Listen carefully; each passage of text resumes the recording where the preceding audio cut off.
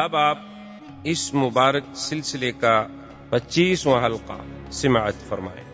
اب جناب جب یہ لشکر وہاں پہنچا اور وہ غساسنہ بنو غسان کو بھی پتا چلا تو ان کا جو سردار تھا حارث، اس نے روم کے بادشاہ کو لکھا کہ ہماری مدد کرو۔ اصل ان کی بزدلی کی وجہ یہ بنی کہ وہ ارادہ کر رہے تھے بنو غسان کے ہم مدینے پہ حملہ کریں، اور اب وہ حیران ہو گئے کہ ہم مدینے پہ کیا حملہ کریں، مدینے سے تو مسلمان ہم پر حملہ کرنے کے لیے چل پڑے۔ اس نے پھر روم کے بادشاہ کو لکھا کہ ہماری مدد کریں کیونکہ ہم آپ کے حلیف ہیں۔ تو روم کے بادشاہ نے ہرقل کی قیادت میں، ہرقل کے بھائی کی قیادت میں 1,00,000 کا لشکر بھیجا، جس میں 50,000 تو گھوڑ سوار، اور غساسنہ جو تھے ان کے پاس بھی 1,00,000 کا لشکر پہلے سے موجود تھا۔ تو آپ اندازہ کریں کہ 3,000 آدمی اور مقابلہ 1,00,000 2,00,000 سے، جن میں 50,000 تو صرف گھوڑ سوار ہیں، اور سر سے لے کر پاؤں تک وہ لوہے کے خودوں میں اور پیتل کے اس پلیٹوں میں چھپے ہوتے تھے کہ بس سوائے آنکھوں کے کچھ نظر ہی نہیں آتا۔ لیکن صحابہ وہ تو قوت ایمان سے لڑنے والی قوم تھی نا، وہ عادات سے لڑنے والی تو قوم ہی نہیں تھی۔ ان کا تو ایک ایمان تھا کہ بھئی مسلمان ہر حال میں کامیاب ہے، اگر آدمی مارا جائے شہید ہو جائے گا، بچ گیا تو غازی بن جائے گا، ہمارا تو گھاٹا کسی حال میں ہوتا ہی نہیں۔ جب گھاٹا ہی نہیں تو ڈرے کیوں؟ ڈرتا تو وہ ہے نا جی کہ اگر مر گیا تو یہاں بھی آگ لگائیں گے اور آگے بھی جہنم کی آگ ہے، وہ تو ڈرے کہ بھی یہاں بھی بہت ذرا پیار کریں گے تو ذرا لکڑی قیمتی رکھ دیں، بڑا آدمی مر جائے گا تو سندل کی لکڑی میں جلا دیں، لیکن جلائیں گے آگ سے۔ تو جب ہم نے اپنی ابتدا خود آگ سے کی ہے تو آگے تو آگ ویسے تیار ہے۔ ان کو تو بڑا مسئلہ ہوتا ہے، وہ تو بڑے گھبراتے ہیں، ڈرتے ہیں کہ اب کیسے کریں، مریں۔ لیکن ایک مسلمان کے دماغ میں تو یہ ہوتا ہے کہ ٹھیک ہے جی، مر گئے تو 1,00,000 کے اور بچ گئے تو 1,00,000 کے، کیا ہے، غازی بن جائیں گے، اور مر گئے شہید ہو گئے۔ اور شہید کا مقام اتنا بلند ہے کہ اللہ فرماتا ہے کہ شہیدوں کو مردہ بھی نہ۔ تو اب جب یہ لشکر وہاں پہنچا تو سب سے پہلے پرچم حضور صلی اللہ علیہ وسلم کے حکم پر حضرت زید نے، اور انہوں نے کہا کہ بھئی اب باتیں کرنے کا وقت تو ہے نہیں۔ ان کو پیغام دیا شریعت کے مطابق جو حضور کا فرمان تھا کہ بھی 3 چیزیں ہیں ہماری، یا اسلام لے آؤ، یا جزیہ قبول کرو، ہمارے باج گزار بن جاؤ، ہمارے تابع بن جاؤ، اور نہیں تو بیننا و بینکم السیف، پھر تمہارے ہمارے درمیان فیصلہ تلوار کرے گی۔ انہوں نے کہا عجیب لوگ ہیں، 2,00,000 ہمارا لشکر ہے، 3,000 آدمی ہم سے آئے تلوار سے مقابلہ کرنے کے لیے۔ تو انہوں نے اپنے 5-4 ہزار آدمی کو حکم دیا کہ بھئی اب 2,00,000 کو لڑنے کی کیا ضرورت ہے، 3,000 کے مقابلے میں 4,000 5,000 6,000 بھیج دو۔ بھیج دیا، لیکن اللہ کی شان ہے کہ مسلمان اتنی طاقت سے اور اتنی قوت سے لڑے اور اتنی بے جگری سے لڑے کہ بھئی شام ہو گئی اور ان کی تو کشتوں کے پشتے لگا دیے مسلمان نے، اور مسلمانوں کا ایک بندہ بھی شہید نہیں ہوا۔ جب مغرب ہوئی، جنگ ختم ہوگی۔ پہلے دور میں تو یہ ہوتا تھا نا، اب تو ریموٹ کنٹرول سے جنگیں ہوتی ہیں نا، اپنے ملک میں بیٹھو بٹن پہ ہاتھ لگاؤ، بات ختم ہو گئی۔ بات تو یہ ہوتا تھا نا کہ جب رات ختم ہوگی، جو مر گئے ہیں ان کو بھی تو اٹھانا ہے نا، اور پھر کوئی ایک دوسرے کو منع نہیں کرتا۔ لاشیں باقاعدہ اٹھاتے تھے، وہ اپنی لاشیں لے جاتے، وہ اپنی لاشیں لے جاتے، وہ اپنے زخمی لے جاتے، وہ اپنے زخمی لے جاتے، یعنی عجیب جنگیں ہوتی۔ تبع اکبر نے جب مدینہ منورہ پہ حملہ کیا اپنے دور میں، حضور صلی اللہ علیہ وسلم کی ولادت سے بھی پہلے جب مدینے پہ حملہ کیا تو عجیب اس نے رنگ دیکھا۔ اس نے اپنے علماء کو، رہبان کو بلایا کہ یار یہ کون سا شہر ہے جس پہ ہم نے حملہ کیا ہوا ہے؟ انہوں نے کہا جی یہ یثرب ہے۔ کہا کیسے لوگ ہیں، دن کو ہمارے ساتھ لڑتے ہیں، شام کو ہمارے لیے کھانا بھیجتے ہیں۔ انہوں نے کہا میں تو اس شہر سے نہیں لڑتا، بس چلو آپ، بس چھوڑو، کیا لڑنا ہے۔ وہ شام کو کھانا پکا کے ہماری فوج کے لیے کھانا بھی بھیج دیں گے تو ہمارے مہمان، اور سارا دن لڑائی کرتے ہیں کہ جب تم لڑنے آئے ہو تو ہم لڑنے کے لیے بھی تیار ہیں، لیکن رات ہو گئی، آپ روٹی کہاں پکاؤ گے، ہمارے گھر والے ہیں، ہمارے تو بچے ہیں نا ادھر، کھانا تو ہم بھیجیں گے آپ۔ اس دور میں کچھ لوگوں کے کردار تھے، کچھ روایات تھے۔ اب تو بدقسمتی یہ ہے نا کہ ہم ایک ایسے دور سے گزر رہے ہیں، ہم ایک ایسے عصر میں، ایسے قرن میں آ گئے ہیں کہ بھئی جس کے کوئی روایات ہی نہیں رہی، نہ اخلاق رہا، نہ کردار رہا، نہ روایات رہا، نہ کوئی کوئی مردانگی کے اصول رہے، نہ دوستی اور دشمنی کے کوئی ضابطے رہے، اب ہم تو بالکل قعر مذلت میں گر چکے۔ جیسے کہ حالی نے کہا تھا، اے خاصہ اے خاصان رسل، وقت دعا ہے امت پہ تیری آ کے عجب وقت۔ اب تو ہماری لڑائی ہوتی ہے کرکٹ کے میدان میں فلمی اداکاریں بھیج کر، حسینائیں عالم کے مقابلے۔ کوئی مسلمانوں کا مجھے آپ میگزین یا ایک اخبار دکھائیں جو بغیر عورتوں کے فوٹو کے بکتا ہو، ایک اخبار۔ اور قدرت کی بات دیکھیں کہ ایک صفحے پر روضہ رسول اللہ کا منظر ہوگا اور حضور پاک صلی اللہ علیہ وسلم کی سیرت ہوگی اور کعبۃ اللہ کے دروازے کا منظر ہوگا، اور پچھلا صفحہ کھولو تو اس میں عورتوں کے فوٹو، اندر کھولو تو فلموں کے اشتہار ہوں گے۔ یہ کون سا مسلمان ہے؟ کیا ہو گیا ہے کہ مسلمان ہو کر وہ عورتیں جو فلموں میں کام کرتی ہیں وہ یہ کہتی ہیں کہ ہم مسلمانوں کی عزت ہیں؟ یہ ہماری عزت اب طوائف ہیں اور کنجر رہ گئے۔ موسیقی ہمارے ہاں عبادت بن چکی ہے۔ کیا ہو گیا ہے؟ لیکن اس زمانے میں کچھ کردار تھا۔ تو خیر جناب شام ہو گئی، دوسرے دن پھر لڑائی ہوئی، مسلمان نے پھر جناب مارا، اور کچھ مسلمان بھی شہید ہوئے، لیکن بہت لوگ 6 دن تک متواتر قتال، اتنا شدید قتال کہ وہ رومی کہتی ہیں ہم نے دنیا میں ایسی لڑائی نہیں دیکھی، مسلمان کہتے ہیں ہم نے بھی ایسی لڑائی نہیں دیکھی۔ اتنا شدید قتال ہوتا ہے۔ اور اسی اثنا میں اب دیکھیں مقام نبوت اور شان نبوت کے حضرت زید رضی اللہ تعالی عنہ شہید۔ اب حضور تو مدینہ منورہ میں ہے اور جنگ موتا میں۔ حضور نے مسجد نبی میں بیٹھ کے فرمایا، صحابہ زید شہید، انا للہ و انا الیہ راجعون۔ حضرت زید شہید ہو گئے، اب پرچم جعفر نے اٹھایا۔ حضرت جعفر رضی اللہ تعالیٰ عنہ اتنی بے جگری سے لڑے کہ دشمن نے ہاتھ مارا تلوار کا، آپ کا دایاں ہاتھ کٹ گیا، آپ نے بائیں ہاتھ میں پرچم لے لیا۔ دوسرے نے تلوار کا وار کیا، آپ کا بایاں ہاتھ کٹ گیا، تو آپ نے اپنے سینے کے ساتھ اس کو لگا لیا کہ پرچم نہ گرے محمد صلی اللہ۔ اتنے میں تلوار لگی، حضرت جعفر کی یہ کتف جو تھی یہاں تک نیچے سے کٹ گئی، حضرت جعفر بھی شہید ہو گئے۔ حضور صلی اللہ علیہ وسلم نے دوسری نماز میں جب حرم تشریف لے آئے تو آپ نے فرمایا استشہد جعفر، میرا جعفر بھی شہید۔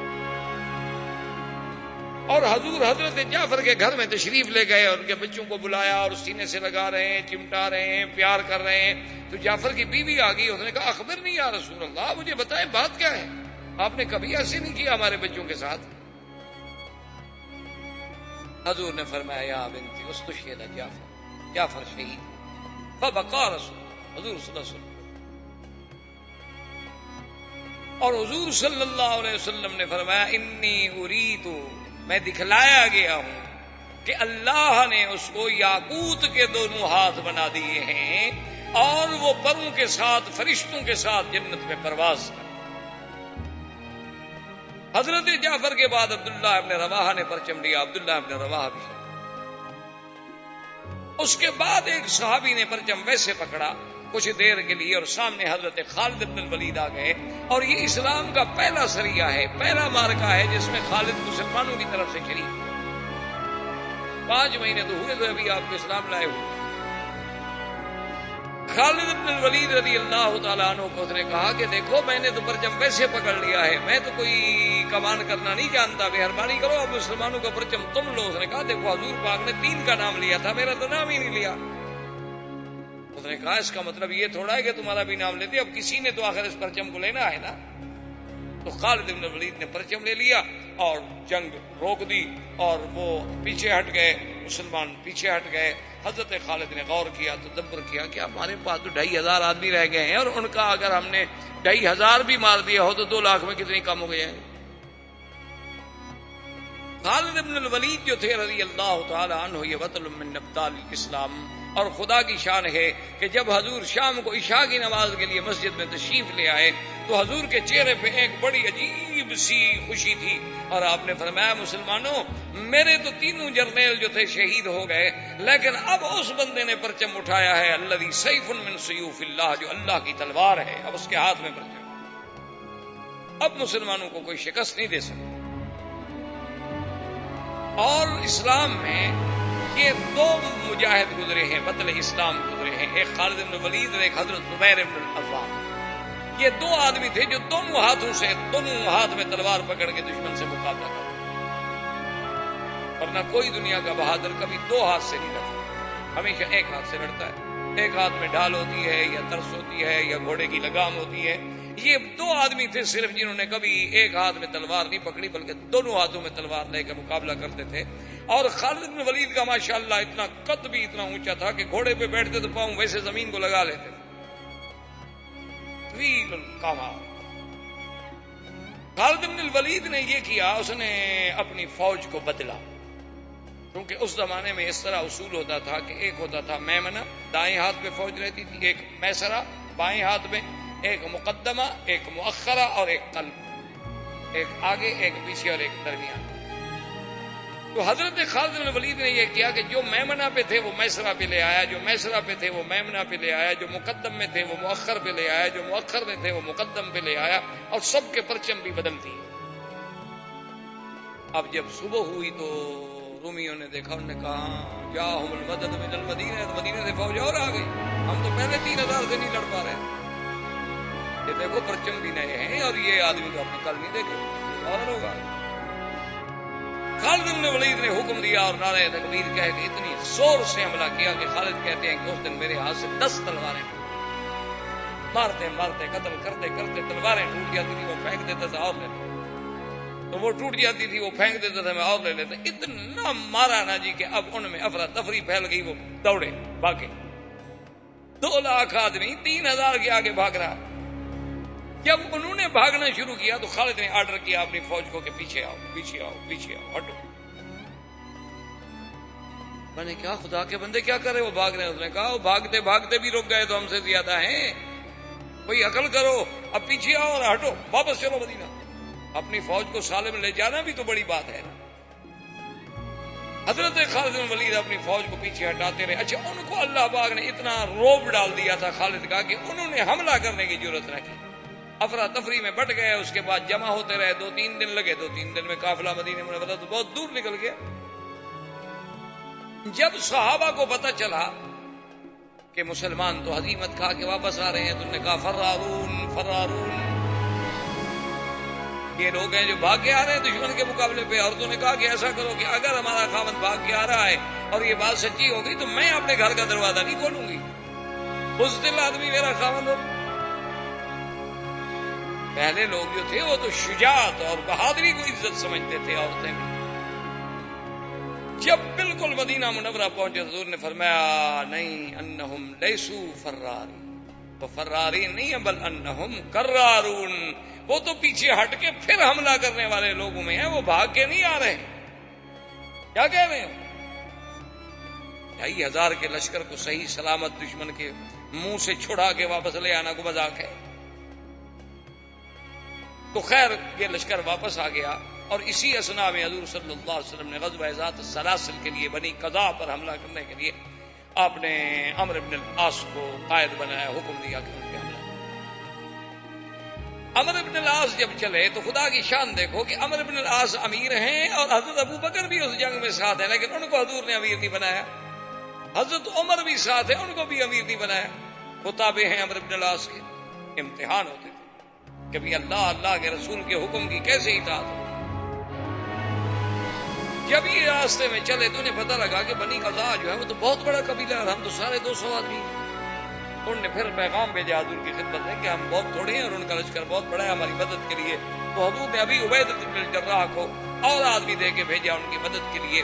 تو ابی عبیدہ کا لشکر جب پہنچا عمرو بن سالم کے پاس، عمرو بن العاص کے پاس، اس نے پوچھا کہ دیکھو بات سنو، مسلمان کتنا؟ انہوں نے کہا کہ 200 کا لشکر اور آ گیا ہے۔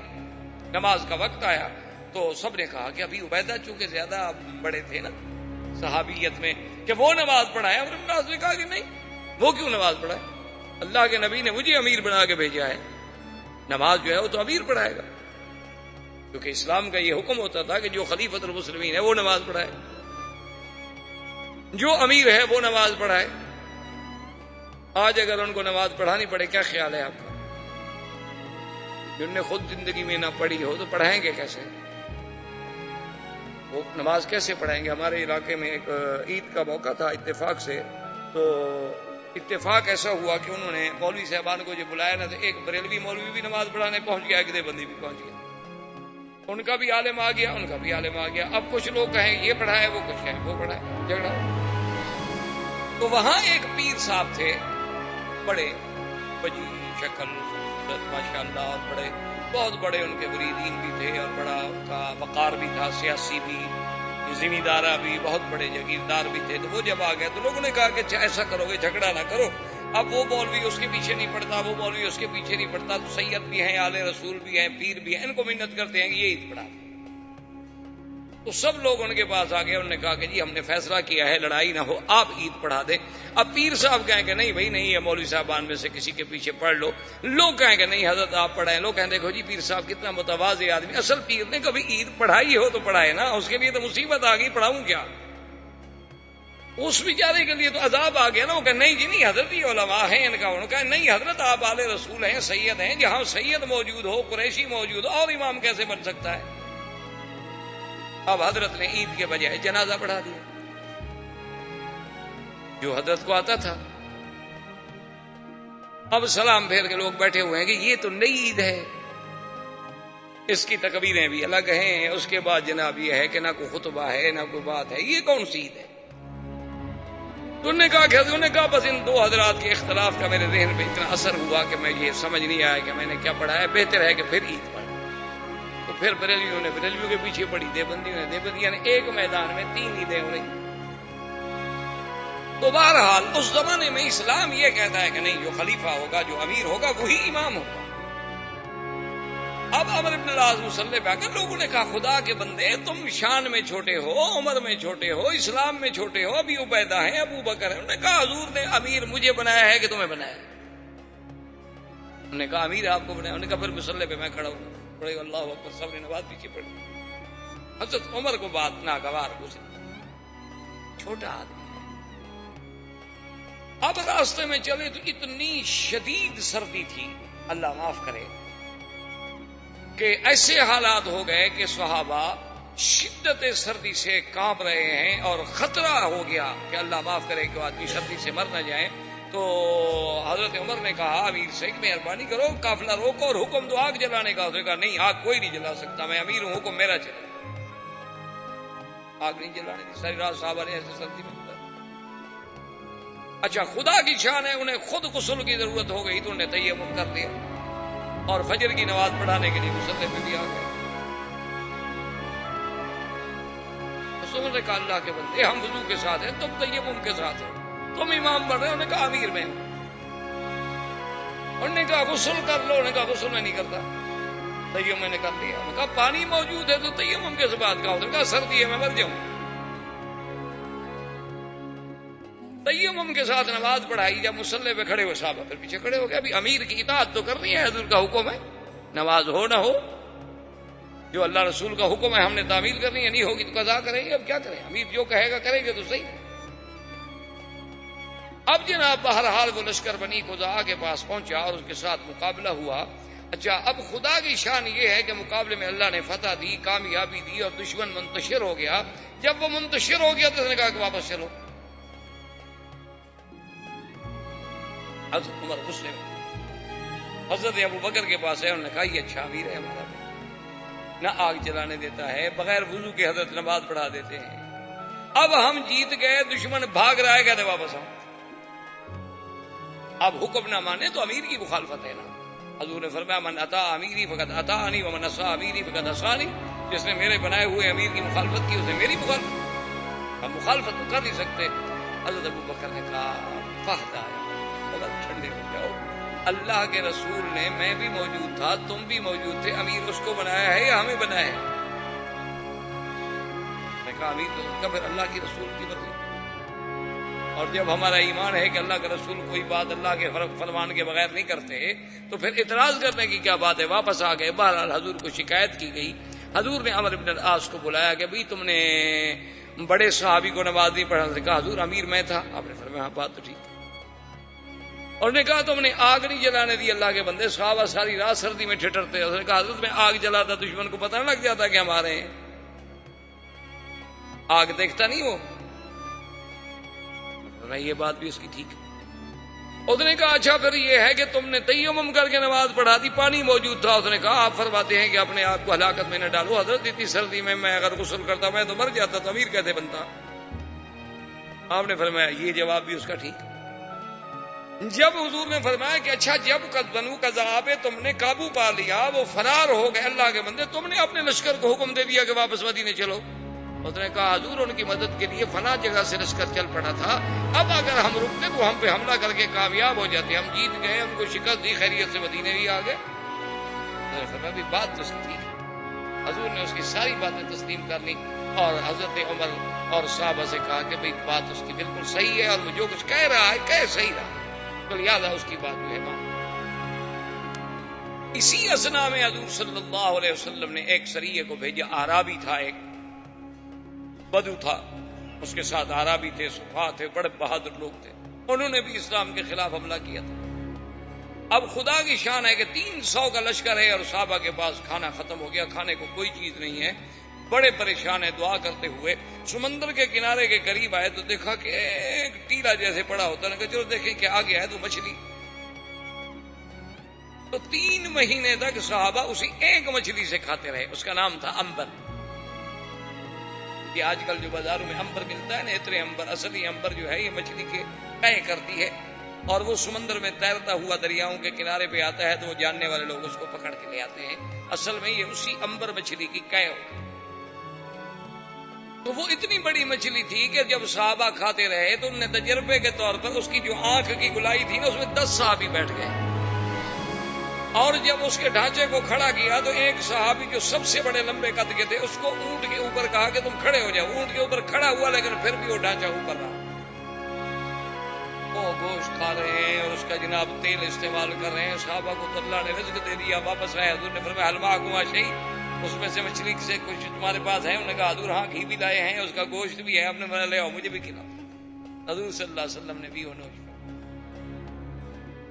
اور اسی اثنا میں آپ نے پڑھا ہوگا انشاءاللہ یا سنا ہوگا کہ جب حدیبیہ میں صلح ہوئی تھی تو صلح میں ایک شرط یہ بھی تھی کہ جو قبیلہ جس کا حلیف بننا چاہے, قریش کا بنے یا اسلام کا بنے, تو بنو بکر بنے تھے حلیف قریش کے, اور بنو خزاعہ حلیف بنے تھے حضور صلی اللہ علیہ وسلم. تو اب بنو بکر نے شرارت کرنی شروع کر دی.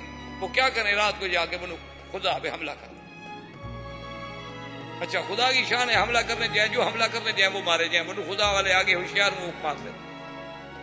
ایک حملہ کیا مارے گئے, دوسرا حملہ کیا خود مارے گئے, تیسرا حملہ کیا خود مارے گئے. اب بنو بکر جو تھے وہ کٹے ہو کے قریش کے پاس آئے, اور اسی سہیل ابن عمرو, وہ جو صلح لکھنے والا شخص, ابو سفیان, سہیل ابن عمرو, حارث بن ہشام, ان کے پاس آئے دارالندوہ میں. انہوں نے کہا کہ دیکھو ہم آپ کے حلیف ہیں, اور بنو خزاعہ والوں نے تو ہمارے اتنے بندے مار دیے ہیں. انہوں نے کہا کہ دیکھو انہوں نے تو نہیں مار دیے, حملہ تو تم نے کیا. نے کہا ہم نے حملہ کیا, کچھ کیا, لیکن بندے ہمارے مارے گئے. ہم نے بدلہ لینا ہے, تم ہمارے حلیف ہو, ہماری مدد کرو. انہوں نے کہا اچھا یہ بات راز میں رکھو, کہیں حضور صلی اللہ علیہ وسلم تک مدینے میں نہ پہنچ جائے, چونکہ ہمارا تو معاہدہ ہے کہ لڑائی نہیں کرنی, لیکن ہم تمہاری مدد کریں. تو بنو بکر کو جب قریش کی مدد کا حکم ملا تو اور بہادر ہو گئے. اب بنو خزاعہ نے سوچا کہ یہ 2-3 دفعہ اپنے بندے مروا چکے ہیں اور بہت بڑی لڑائی کر نہیں سکتے, چونکہ معاہدے میں طے ہو چکا ہے 10 سال کے لیے جنگ نہیں ہونی ہے. تو اب جناب ان کے کچھ آدمی طواف کرنے کے لیے مکہ میں آئے, اور اطمینان کے ساتھ بغیر کسی ہتھیاروں کے. اور بنو خزاعہ کا ایک سردار تھا, اس کا نام تھا بدیل ابن ورقہ, اس کا گھر مکے میں تھا. بنو خزاعہ کا قبیلہ تو باہر رہتے تھے, لیکن اس کا ایک گھر مکے میں بھی تھا. جب وہ مکے میں ہوتا تو اپنے گھر میں رہتا. یہ آدمی بیچارے آئے, ابھی یہ حرم میں داخل ہوئے اور بنو بکر نے قریش کے ساتھ مل کے حملہ. حملہ کر دیا تو قریب کیا کریں، وہ تو بالکل نہاتے ہیں. وہ دوڑے اور بدیل ابن ورقہ اپنے سردار کے گھر پہنچے کہ بھئی وہاں جائیں، کم از کم ہمیں اس کے گھر میں پناہ مل جائے گی، اندر کوئی ہمیں ہتھیار مل جائیں گے. آگے آئے، خدا کی شان ہے، دروازہ بند ہے، وہ دروازہ بھی نہ کھلا. وہاں سے بھاگے، وہ حرم میں داخل ہو گئے. لیکن قریش نے اور بنو بکر نے ان کے 23 آدمی جو تھے وہ اللہ کے حرم میں قتل. حالانکہ حرم میں تو کافر بھی نہیں لڑتے تھے. بہرحال جب وہ قتل ہو گئے، بنو خزاعہ کو پتہ چلا. بنو خزاعہ نے قریش سے کہا کہ بھی یہ تو غدر ہے، ہمارا فیصلہ کر. دار الندوہ میں اجتماع ہوا. ایک آدمی تھے عبداللہ ابن سعد ابن ابی السرح، یہ پہلے مسلمان ہو گیا، حضور کا کاتب تھا، وحی بھی لکھتا تھا، قرآن بھی لکھتا تھا. بعد میں یہ مرتد ہو کے بھاگ آیا مکہ. وہ بھی موجود تھا.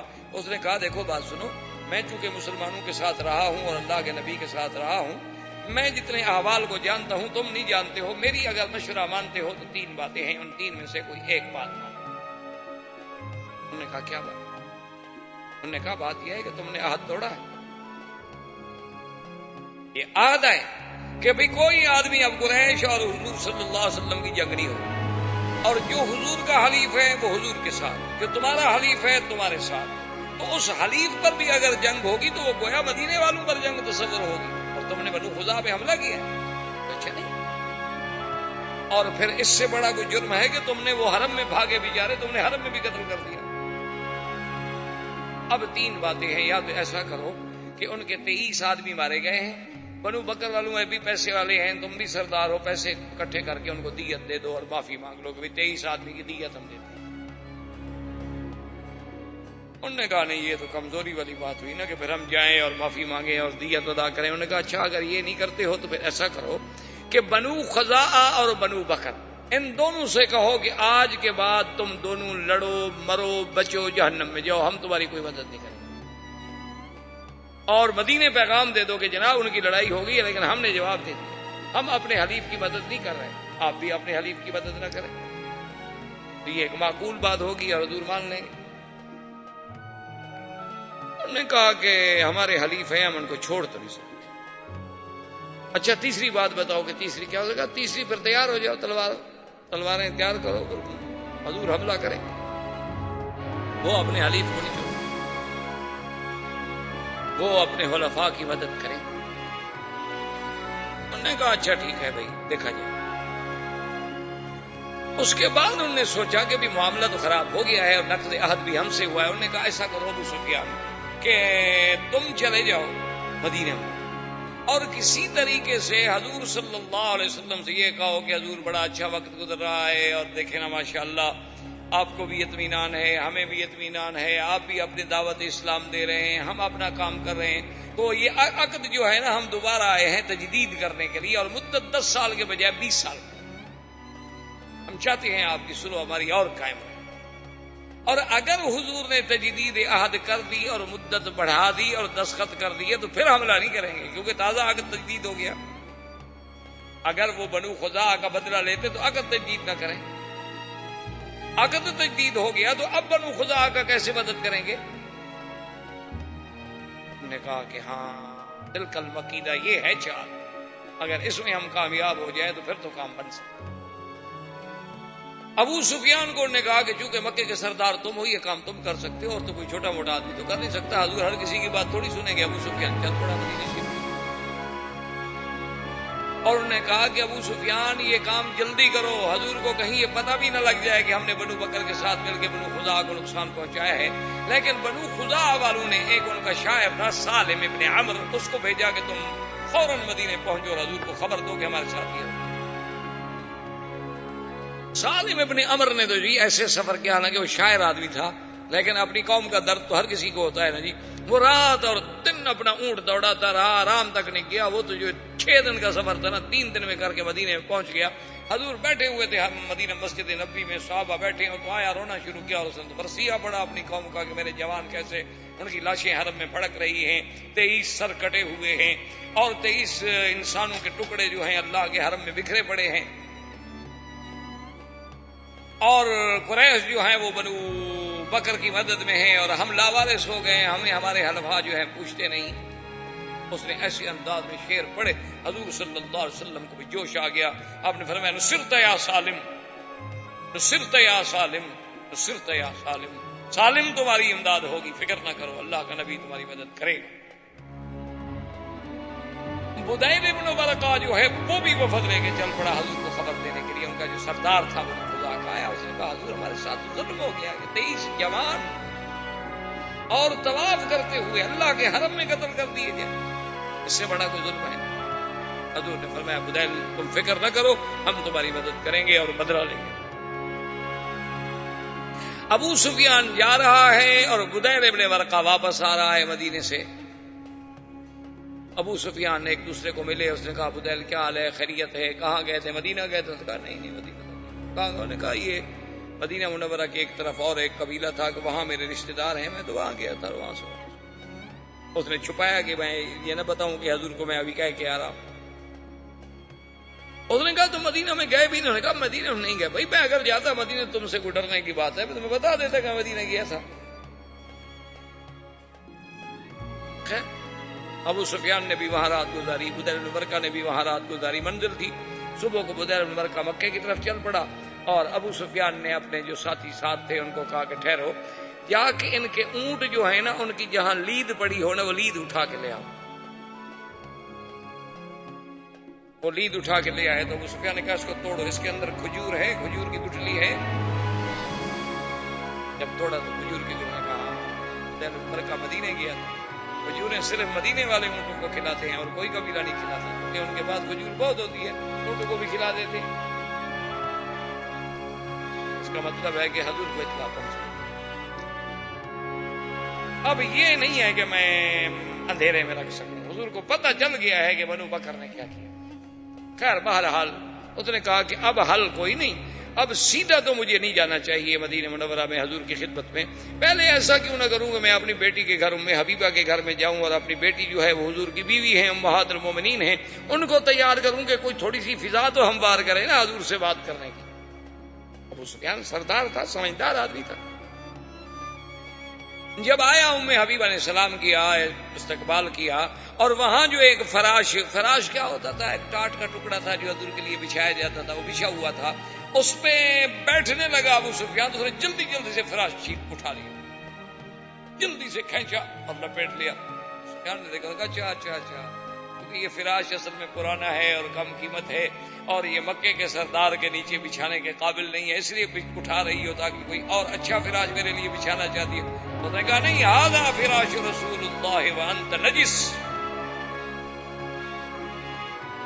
نے کہا یہ میرے مدنی محمد مصطفیٰ کا بستر ہے اور تم مشرک ہو، پلید ہو، اللہ کے نبی کے بستر پہ نہیں بیٹھ سکتے.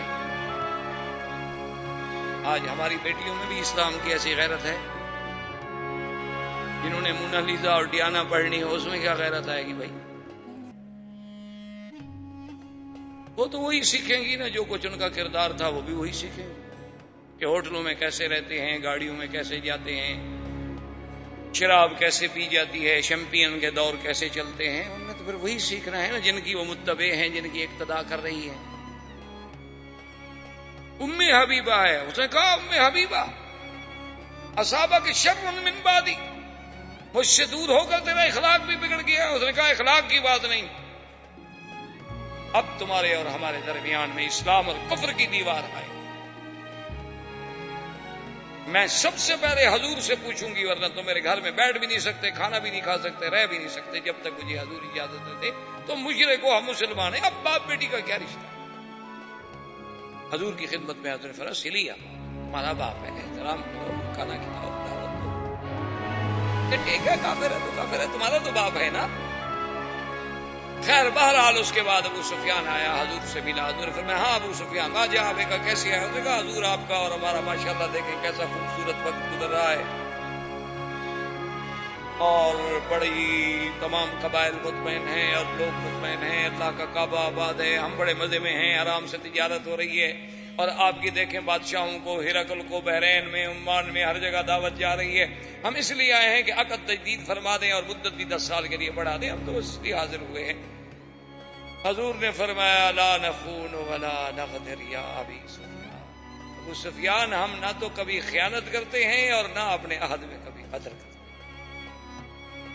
اب یہ عہد تجدید نہیں ہو سکتا. انہوں نے کہا حضور کیا کہہ رہے ہیں، کمال ہے آپ کی، ہمارے تو کوئی شکایت نہیں ہے. اس نے کہا ما فعلتم ببنی خزاعہ، ابو سفیان تم نے بنو خزاعہ کے ساتھ کیا، اللہ کے حرم کا بھی لحاظ نہیں کیا، اور پھر عقد بھی تجدید کرانا چاہتے ہو. سفیان کے تو پاؤں کے نیچے زمین نکل گئی. اس نے کہا کیا ہو سکتا، حضور کو تو پورا پتہ ہے. ابو سفیان بھاگا حضرت ابو بکر کی خدمت میں، کہا ابو بکر انت سید القوم، تم بھی تو سردار، افعل خیر لک الشرف الى آخر الدہر. ابو بکر مہربانی کرو تم معاہدے پہ صلح کے دستخط کر دو، حضور نہیں کرتے نہ کریں، تم بھی تو سردار ہو نا، تم بھی تو مسلمانوں کے بڑے ہو، تمہارا قریش بھی احسان ہو جائے گا، صلح اور قیامت تک یاد کیا جائے گا کہ ابو بکر صلح کن آدمی تھا کہ چلو اللہ کے نبی نے نہیں مانا. کہا ابو سفیان کیا کہہ رہے ہو، حضور نے دستخط نہیں کیے میں کر دوں، کیا کہہ رہے ہو، عقل سے بات کرو. فذهب الى عمر، حضرت عمر کی خدمت میں آ گیا. حضرت عمر نے کہا یہی بڑی بات نہیں کہ میں تمہیں کچھ نہیں کہہ رہا.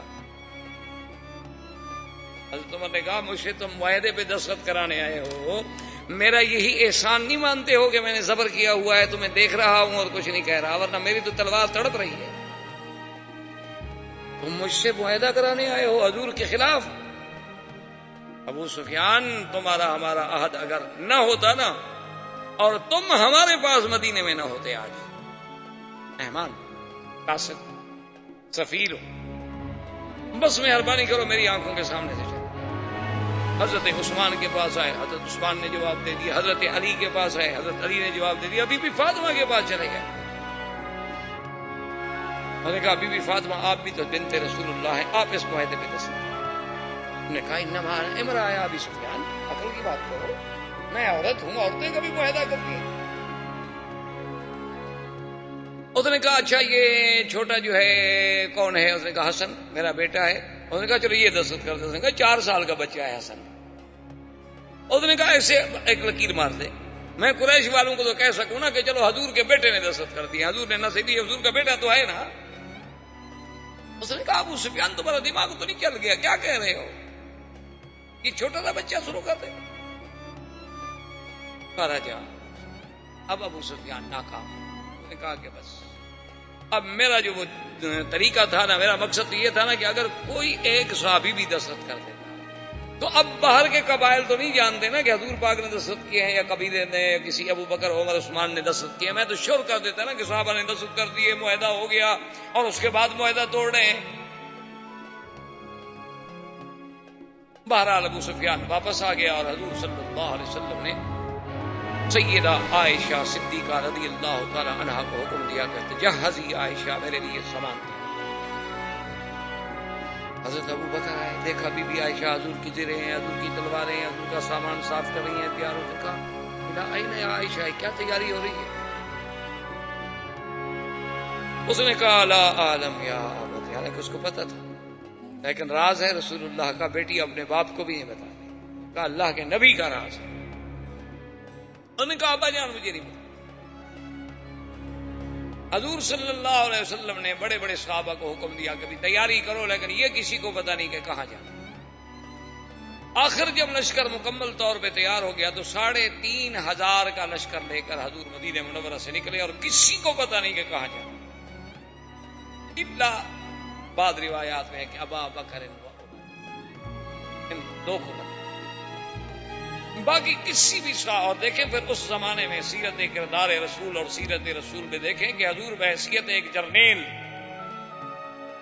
حضور نے حکم دیا کہ جتنے راستے مکے اور مدینے کے جانے والے، جتنے سڑکیں ہیں ظاہر کی، خفیہ، چوری کی، پہاڑوں کے اندر کی، سب پر اپنی سیکورٹی عمر اپنے حراس پہرے دار لگا دو. جو مدینے آنا چاہے اس کو مت روکو، آنے دو، اور جو مدینے سے نکلنا چاہے اور کہیں جانا چاہے اس کو پکڑ، اس کو نہ جانا. مقصد یہ تھا کہ جو باہر سے مدینے آ رہا ہے تو آ جائے، اپنا کام کرے، لیکن جو مدینے سے نکل رہا ہے وہ کہیں مکے والوں کو جا کے بتا نہ دے کہ لشکر تیار ہو کے آ رہا ہے. سارے راستوں پہ حضور نے پہرے بٹھا دیے، اور اسی اسنا میں حضور پاک نے فرمایا یا علی، حضرت علی حاضر نے فرمایا زبیر بن العوام نے کہا حاضر یا رسول اللہ، نے فرمایا فاتوا روضۃ خاخ فان بها زعینۃ ومعها کتاب،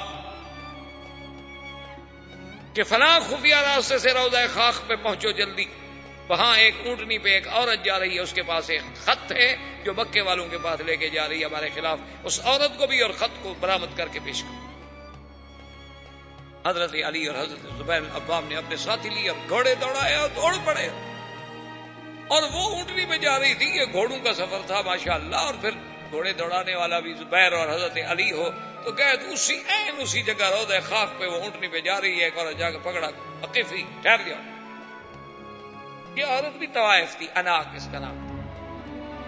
جیسے بت پرستی بہت پرانی ہے نا، اسی طرح طوائف پرستی بھی بہت پرانی،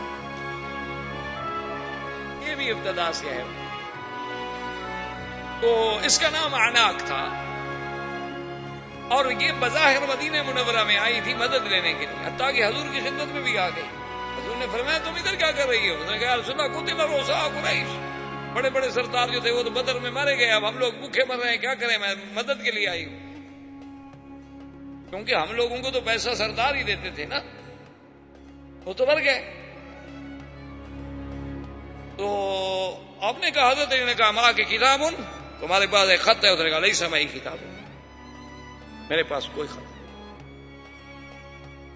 آپ نے فرمایا لا ماں کی کتاب، لا میرے پاس کوئی خط نہیں۔ آپ نے کہا فتش، سامان کھولو، سامان کھولا، سارا سامان تلاش کیا، ایک ایک چیز ڈھونڈ نکالی، خط کوئی نہیں۔ زبیر بن العوام نے کہا کہ حضرت علی اگر خط ہوتا تو کہاں ہوتا، ابھی ہم نے اونٹ کی پلان تک دیکھ لی ہے، اس کی گٹھڑیاں دیکھ لی، سامان دیکھ لیا، کہا کیا کہہ رہے ہو؟ ماں کو سرکار دو جہاں کو جبریل نے جھوٹ نہیں بولا، وما کذبنا رسول اللہ، اور نہ اللہ کے نبی نے ہم سے جھوٹ بولا، اس کے پاس خط ہے۔ اس نے کہا علی واللہ لیس معی، میرے پاس کوئی خط نہیں ہے، ایسے بلا وجہ آپ کو تشدد۔ حضرت علی نے فرمایا کہ بات سنو اناق، فخرج الکتاب واللہ لأجردنکی، اگر تم نے کتاب نہ دیا، وہ خط میرے حوالے نہ کیا، میں تمہارے کپڑے اتار پھر تلاش کر۔ اب کیا؟ اس نے کہا فاعرضا، اچھا، اس نے کہا بھی تم سارے ادھر منہ پھیرو، آخر میں عورت ہوں۔ دیکھو اس وقت کی طوائف کو بھی شرم ہے کہ کوئی مرد مجھے نہ دیکھے، آج کا فیصلہ آپ خود کر لیں۔ تو سب نے ادھر منہ پھیر لیا، اس نے بال کھولے، بالوں کے اندر خط چھپایا ہوا تھا، اس کے بال تھے بہت بڑے، تو بالوں کو لپیٹ کے خط اندر رکھ کے ایسے موڑا بنا کے اوپر مچان بنا کے اوپر دوپٹہ ڈالا ہوا تھا اس نے۔ اب وہاں کس کو شبہ ہو سکے جی اتنا خط ہے کہ بالوں کے اندر لپٹا ہوا، اب تو نکال کے دے دیا۔ اس نے کہا چلو، حضور کی خدمت میں پیش کیا۔ وہ خط تھا حاطب ابن ابی بلتعہ، صحابی ہیں، انہوں نے خط لکھا تھا مکے والوں کو کہ قدم رسول اللہ، حضور کا لشکر آ رہا۔ حضور نے بلایا حاطب، آپ نے فرمایا خط تم نے لکھا ہے؟ اس نے اناق کو دیا تھا۔ حضرت عمر تو جوش میں تڑپ اٹھے، اس نے کہا دعنی یا رسول اللہ اضرب عنق ھذا المنافق، حضور مجھے اجازت دیں میں اس منافق کی گردن اڑا دوں۔ تو فرمایا ماذا تقول یا عمر انه بدری وان اللہ اطلع الى اہل بدر فقال اعملوا ما شئتم فانی قد غفرت لكم۔ یا عمر کیا کہہ رہے ہو، یہ تو میرا بدری صحابی ہے، اور بدر والوں کے بارے میں تو اللہ کہہ چکے ہیں کہ جو کرو میں نے معاف کر دیا، تم کیسے قتل کر سکتے ہو اس کو؟ کہا تم کیوں لکھا تم نے؟ اس نے کہا یا رسول اللہ میرے بچے وہاں ہیں اور میرا کوئی نہیں ہے، واللہ خدا کی قسم ہے مجھے یقین ہے کہ اللہ آپ کی مدد کریں گے اور آپ کو فتح ہوگی۔ میں نے کہا خط کی ذریعے اطلاع دے کر قریشیوں پر میرا احسان ہو جائے گا تو میرے بچوں کا ذرا خیال کر لیں گے، میری بچوں کا لحاظ کر لیں گے، ان کو مدینے آنے دیں گے، اس کے علاوہ میرا کوئی مقصد نہیں تھا۔ انہوں نے صدقہ، حاتم نے سچ کا ہے، چھوڑ۔ حضور صلی اللہ علیہ وسلم کا قافلہ چلا، اقرع ابن حابس التمیمی، بنو تمیم کا آدمی ہے، وہ پورے قبیلے کو لے کے آیا مسلمان۔ ابھی ماشاءاللہ حضور اس کی خوشی منا رہے تھے کہ اس کے بعد بنو سلیم جو ہیں 1000 گھوڑ سوار مسلح ہو گیا ہے، انہوں نے کہا اشہد اللہ، حضور ہم کلمہ۔ اور پھر وہ اپنا عیینت ابن حصن جو تھا بنو غطفان کا، وہ احمق المتا، وہ آ گیا، اس نے کہا حضور اشہد اللہ الہ الا اللہ، یعنی ابھی حضور راستے میں 10,000 کا لشکر، مدینے سے چلے تھے تو 3,500 تھے، ابھی 2-4 منزلیں حضور نے طے فرمائی ہیں اور قبیلے دوڑے آ رہے، 10,000 کا لشکر ہے، جرار، گھوڑ سوار، اونٹوں پہ سوار، سلاح، اسلحہ، مقاتل، حضور صلی اللہ علیہ وسلم نے لشکر کو چلایا اور آپ نے طائف کی طرف توجہ کی، کیونکہ مدینے سے راستہ جو ہے وہ اسی طرح آتا ہے، مکہ بھی آ جائیں، طائف بھی چلے جائیں، تو قافلے کو اس طرف چلایا کہ لوگ سمجھیں کہ طائف جا رہے ہیں۔ بنی حوازن، اب صحابہ نے کہا انہو یرید بنی حوازن، اب حضور کا ارادہ جو ہے بنی حوازن کے ساتھ جنگ کا ہے، کیونکہ وہ طائف کے راستے میں آباد تھے، تو سب لوگوں کا دماغ اسی طرف چلا گیا کہ یرید بنی حوازن، یرید بنی حوازن، بنی حوازن کے ساتھ جا رہے ہیں، بنی حوازن کی طرف چل رہے ہیں۔ جب عین حضور صلی اللہ علیہ وسلم طائف اور بنی حوازن کے قریب آئے، فامر اصحابہ ان یتجہوا الی مکہ، کہ مکے کی طرف رخ کریں، حضور صلی اللہ علیہ وسلم مکہ کی طرف چلے۔ یہ آپ اندازہ کریں رازداری کا کہ مدینے سے قافلہ چلا رہے ہیں، قافلے میں 10,000 تو مقاتل ہے صرف، پھر بچے بھی ہیں، عورتیں بھی ہیں، اور مکہ شریف سے 4 میل کے فاصلے تک کسی کو پتہ نہیں چلنے دیا حضور نے کہ ہم مکہ جا رہے ہیں،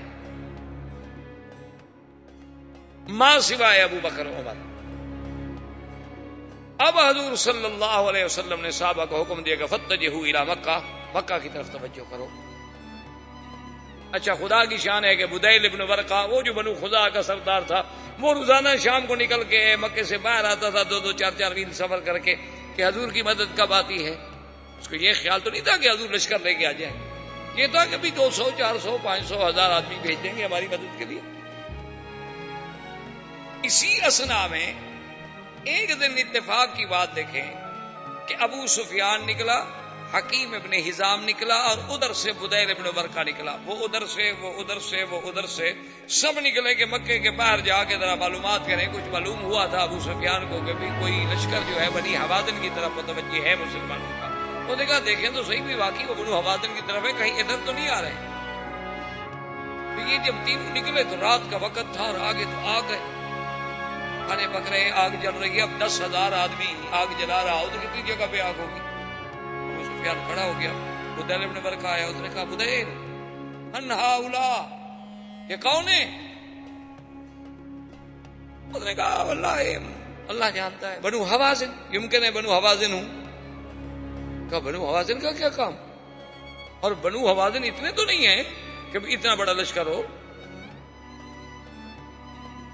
من ہم، اس نے کہا اچھا ہو سکتا ہے بنی خزاعہ میرا قبیلہ ہو، بنو بکر کے خلاف لڑنے کے لیے تیار۔ نے کہا انا عارف بنو خزاعہ، میں جانتا ہوں تمہارے قبیلے میں اتنے لوگ ہیں، اس میں یہ کون ہے؟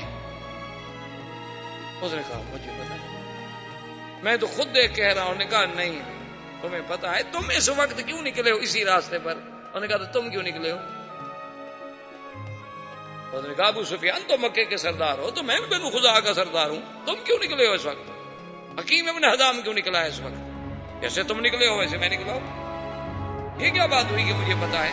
چلو چلتے ہیں وہاں لشکر کی طرف، وہاں جا کے پوچھتے ہیں کہ کون ہے۔ اس نے کہا اچھا آپ ہمیں وہاں لے جانا چاہتے ہیں، ہم سمجھ گئے کہ یہ مسلمان ہے تمہاری مدد کے لیے۔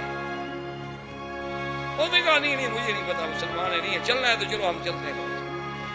اب وہ کہاں جائیں، لیکن ابو سفیان اتنا بڑا لشکر، اور خدا کی شان دیکھیں جی، عباس ابن عبد المطلب عم رسول اللہ صلی اللہ علیہ وسلم کے چچا اور محبوب چچا، خدا کی قدرت ہے وہ انتظار میں تھے، اسلام ان کے دل میں پہلے داخل ہو چکا تھا، انہیں پتہ چلا کہ مسلمانوں کا لشکر آ گیا ہے۔ وہ جناب رات کو نکلے اور سیدھے کیمپ میں جب آئے، پوچھا کون؟ نے کہا مسلمان۔ کہا این رسول اللہ، حضور کہاں ہیں؟ اچھا حراس میں جو تھے، یعنی جو جسے آپ کہتے ہیں سیکورٹی، تو اس پہ حضرت عمر تھے۔ حضرت عمر نے عباس کا آواز پہچانا، کہا عباس، عباس ہو تم؟ اس نے کہا عمر زیادہ بات نہ کرو، دلنی الی رسول اللہ۔ اس نے کہا میں تمہیں حضور کا خیمہ بتاؤں، میں آ رہا ہوں تیرے پاس، میں ابھی بدلہ لیتا ہوں۔ کہا اشہد ان لا الہ الا اللہ، میں تو مسلمان ہو چکا ہوں خدا کے بندے۔ حضور نے جب آواز سنی کہا عباس عباس میرا چاچا. اتنے میں عباس پہنچے, انہوں نے کہا اشہد ان لا الہ الا اللہ واشہد ان محمد رسول اللہ. ففرح رسول اللہ فکبر فقال اللہ اکبر اللہ اکبر. حضور نے فرمایا کہ اے مسلمانوں, اس سے بڑی خوشی میرے لیے کیا ہو سکتی ہے کہ آج مکے میں سے میرا چاچا مسلمان. یہ سب سے بڑی تمہارے لیے سعادت ہے. عباس نے کہا حضور میں تو کلمہ پڑھ لیا, میں تو مسلمان ہو گیا, لیکن ایک بات کروں, ناراض تو نہیں ہوں گے آپ؟ حضور نے فرمایا تو میرے چاچا ہو, جو بھی بات کرو, کیوں میں ناراض کیوں ہوں گا, بات کرو. اس نے کہا حضور اتنے بڑے لشکر سے اگر قریش پہ حملہ ہوا نا تو تمہاری قوم کا ایک بچہ بھی نہیں بچے, تمہارا مقابلہ نہیں کر سکتا. وہ دن ختم ہو گئے. یہ 10,000 کا لشکر جرار ہے, اس کا کون ہوگا؟ تو حضور نے فرمایا عباس تم نے دیکھا نہیں انہوں نے کیا غدر کیا؟ اس نے کہا حضور انہوں نے تو جو غدر کیا, میں کہتا ہوں اب بھی ان کو معاف, ورنہ پھر قریش کا تو کوئی بچہ بھی نہیں بچا. حضور نے فرمایا عباس تم تو مسلمان ہو گئے, قریش تو مجھ سے معافی نہیں مانگ رہے نا کہ میں معافی دوں. انہوں نے کہا حضور پھر مجھے اجازت دے, میں جانے دیں ابو سفیان سے جا کے بات کرتا ہوں, ورنہ قریش نہیں بچیں گے, ایک بچہ بھی نہیں بچے گا مکے میں. اتنے لشکر نے جب حملہ کر دیا ایک بچہ بھی نہیں بچا, کیونکہ بنو سلیم ہیں, بنو غطفان ہیں, اور پھر وہ بنو خزاع ہیں جن کے 23 آدمی مرے ہوئے تھے, بنو تمیم ہیں, اور مہاجرین و انصار ہیں. حضور ان کے دلوں میں تو وہ کفار قریش کے خلاف جو لاوا ہے پک رہا ہے, کون بچے؟ مہربانی کرو ورنہ مکے میں قتل عام. حضور نے فرمایا اچھا. اس نے کہا حضور ایسا کریں کہ مجھے کوئی نشانی بھی دیں. آتا ہو بغلتا ہو, حضور نے اپنا بغلہ دیا کہ میرے خچر پہ بیٹھ کے جاؤ. حضرت عباس حضور کے خچر پہ مکہ کی طرف روانہ ہوئے. وآخر دعوانا الحمدللہ رب العالمین. برادران اسلام, واجب الاحترام بزرگوں, دوستوں, بھائیوں, عزیز نوجوانوں, اس سلسلہ درس میں دروس سیرت پاک صلی اللہ علیہ وسلم کے ضمن میں اللہ تبارک و تعالی کی توفیق اور عنایت سے ہم نے ولادت طیبہ سے لے کر اہم جو واقعات تھے, ورنہ جہاں تک حضور صلی اللہ علیہ وسلم کی سیرت طیبہ کا تعلق ہے تو اگر ساری دنیا بھی سیرت بیان کرنی شروع کر دے تو ساری دنیا کی زبانیں گنگ ہو جائیں گی, لیکن حضور صلی اللہ علیہ وسلم کی سیرت تو مکمل نہیں ہوگی, کیونکہ حضور کی سیرت تو قرآن ہے, اور قرآن کے بارے میں ہے کہ لا ينقضی عجائبہ, کہ جس کے عجائب کبھی ختم ہی نہیں ہوں گے قیامت تک. تو حضور کی سیرت کا پہلو کب ختم ہو سکتا؟ یہ تو صرف یہ بات ہوتی ہے کہ ہم کچھ دروس, کچھ اہم واقعات صلی اللہ علیہ وسلم کے چن کر اپنے اپنے علمی بساط کے مطابق مسلمانوں کے سامنے رکھیں کہ شاید ان کی زندگی کسی ایک گوشے سے بھی منور ہو جائے, شاید ان کو راہبری مل جائے, بھٹکے ہوں ان کو راستہ مل جائے, بھولے ہوں ان کو بات یاد آ جائے. تو اس زمن میں ہم پہنچے تھے حضور صلی اللہ علیہ وسلم جب مکہ کے لیے فتح مکہ کے موقع پر تشریف لائے. تو یہ حضور صلی اللہ علیہ وسلم کی قیادت کا, یعنی آپ اندازہ فرمائیں کہ اتنا عظیم کارنامہ تھا کہ حضور صلی اللہ علیہ وسلم جب کوئی سفر فرماتے تھے تو کبھی اپنے اصحاب کو بھی خبر نہیں دیتے تھے کہ ہم نے کہاں سفر کرنا ہے, کہاں جانا ہے, اور ہمارا منزل مقصود جو ہے, ٹارگٹ جو ہے وہ کیا ہے. بلکہ ہمیشہ حضور صلی اللہ علیہ وسلم اپنے صحابہ کو عمومی بات کہتے تھے جس سے کوئی اندازہ قائم نہ کر سکے. یعنی آپ آج دیکھیں کہ 1400 سال کے بعد آج دنیا آپ سمجھتے ہیں کہ کتنی ترقی کر چکی ہے. اب تو پوری دنیا جو ہے, یعنی جسے کہا جاتا ہے جی کوئی گلوبل ولیج بن چکی ہے. تو اس میں بھی یعنی ہم حیران ہوتے ہیں کہ ابھی 2 سال پہلے کی بات ہے کہ میں سفر میں تھا، تو وہاں کی حکومت نے بہرحال اللہ نے جزائے خیر عطا فرمایا، میرا مقصد تو نہیں تھا، نہ مجھے پتا تھا، نہ میری خواہش تھی، نہ تمنا تھی، نہ مجھے علم تھا۔ گورنمنٹ نے کچھ سیکورٹی کا انتظام کیا، اسکواڈ حفاظت رہے، حالات ٹھیک نہیں۔ تو اتفاق سے وہ جو سیکورٹی کا انچارج تھا ایس پی، میرے جاننے والا، تو وہ مجھے ملنے کے لیے آیا تھا۔ انہوں نے کہا کہ جی ہمیں تو ایک فائدہ ہو رہا ہے آپ کی سیکورٹی سے کہ ہم جلسے سن رہے ہیں، تقریریں سن رہے ہیں، ہمارا تو بھلا ہو رہا ہے، آپ تو تنگ ہیں کہ آپ کی آزادی میں خلل ہے۔ لیکن انہوں نے کہا کہ مکی صاحب اصل آج کل اگر سیکورٹی ہوتی ہے ہمارے اسکواڈ یا ہماری حفاظتیں یا ہمارے گن میں یہ کچھ نہیں کر سکتے، بلکہ الٹا ہم تو نقصان دہ ثابت ہوتے ہیں۔ اصل سیکورٹی یہ ہے کہ جہاں تک ہم نے پڑھا ہے، دیکھا ہے، سیکھا ہے، یہ ہے کہ آپ اپنے پروگرام سے کسی کو باخبر نہ کریں، آپ اپنے معاملات کو راز میں رکھیں کہ آپ نے صبح کہاں جانا ہے، یہ آپ کے ڈرائیور کو بھی پتا نہ، یہ آپ کے دل میں ہو، اور جب آپ روڈ پہ نکل جائیں تو آگے جا کے فیصلہ کریں، اسے کہیں اچھا بھی اب ادھر چلو، پھر آپ کو کسی پہرے کی ضرورت ہے۔ تو میں نے کہا کہ ایس پی صاحب آپ تو مجھے آپ بتا رہے ہیں نا، ہم نے تو اب تو طالب العلم ہے، یہ حضور صلی اللہ علیہ وسلم کی سیرت طیبہ کا ایک حصہ ہے کہ جب حضور سفر فرماتے تھے تو صحابہ کہتے ہیں، ہمیں کہتے کہ مشرق جانا ہے، حالانکہ جانا حضور نے مغرب کی طرف ہوتا تھا، اور کبھی فرماتے ہم نے مغرب کی طرف جانا ہے اور جاتے مشرق کی طرف تھا۔ کہ یہ تو ہمیں درس ملتا ہے سیرت رسول پاک سے، ہم نے آپ سے کیا سیکھا۔ اب آپ اندازہ فرمائیں کہ 450 کلومیٹر مدینہ منورہ سے مکہ مکرمہ کا فاصلہ ہے، اور 2 آدمی نہیں 10,000 کا لشکر لے کر مدینہ منورہ سے چلنا، اور مکے کے پہنچنے تک مکے والوں کو خبر نہ ہو کہ لشکر آ رہا ہے۔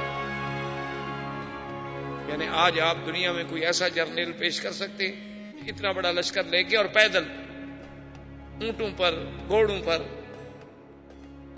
اور مکہ سے جب حضور چلے تو آپ نے اپنا رخ مبارک جو ہے طائف رکھا۔